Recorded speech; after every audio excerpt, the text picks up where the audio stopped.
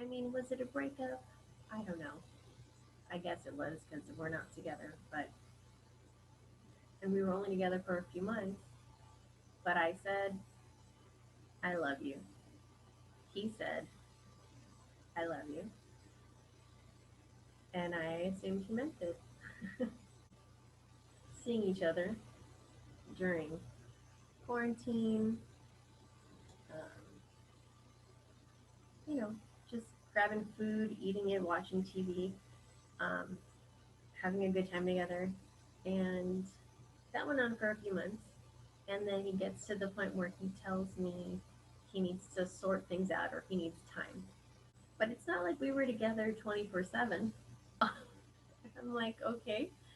Uh, so after a week, I checked in and I said, okay, so what's going on? Can we talk? And then, an emergency came up with his dad. Is this true?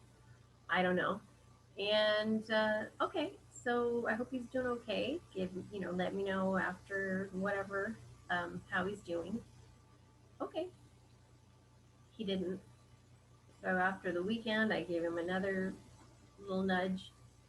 Hey, so, and by this point, I'm kind of figuring it's already over, but like, you can't just dip away.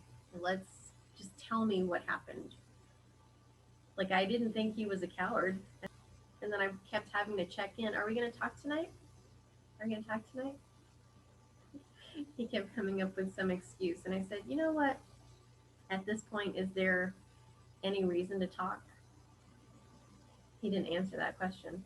And I said, but so we can either talk tomorrow or I can send you a really long text. And I said, but it's really long.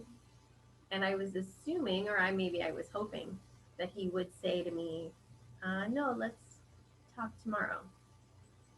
And maybe I should have pushed for that. But after I said I can send that really long text, he said, you can send it. So I sent it. Um, I don't think it was too accusatory, but I did call him a coward for not wanting to talk to me. And I called him a liar because obviously, if you're telling me you love me, but then you can go ahead and do this, um, I don't think you ever really meant it. He never responded to that text. What do you do when someone says they love you and you think things are going well and suddenly um, I'm starting to tear up. But you think things are going well, and just out of the blue, I need time. I think sure you give them time, but there needs to be more of an explanation. It was just very strange because it was constant contact on his part. When he was awake, we would just be texting like all day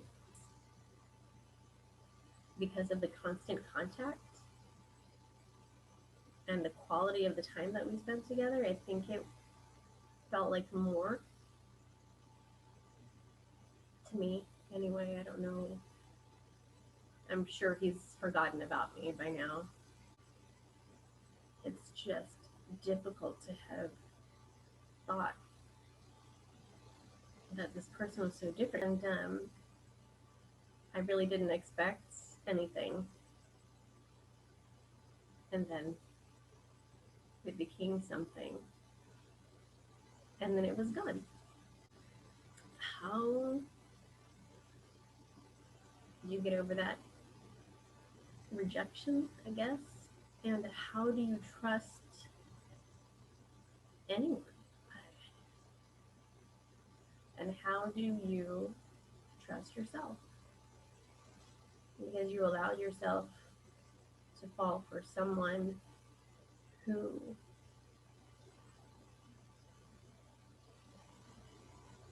in the end realized didn't feel the same. It got me to the point where I really just wanted to quit everything. Everything. And that's not the first time I've ever felt that. And this time, really got me to a place of like a deep depression, like just a great sadness. And it couldn't, and I'm still working to pull myself out of that. I think I'm almost there. As you can see, the tears haven't actually fallen down my face, they're just sitting in there. Um, but it's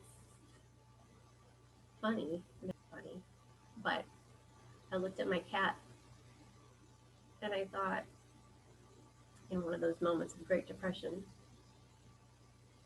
I thought, I don't want anybody else taking care of him because I don't think they would be able to take care of him in the way that he has become used to, in the way that I take care of him. Took the darkest part of that depression out of my mind. But every now and then it tries to creep back in. And then I look back at my cat and it kind of goes away. But I mean, had I not adopted him in 2017, it might be a different story. And um, that's kind of scary. I don't know if I feel better. um, I'm sure I'll feel better later.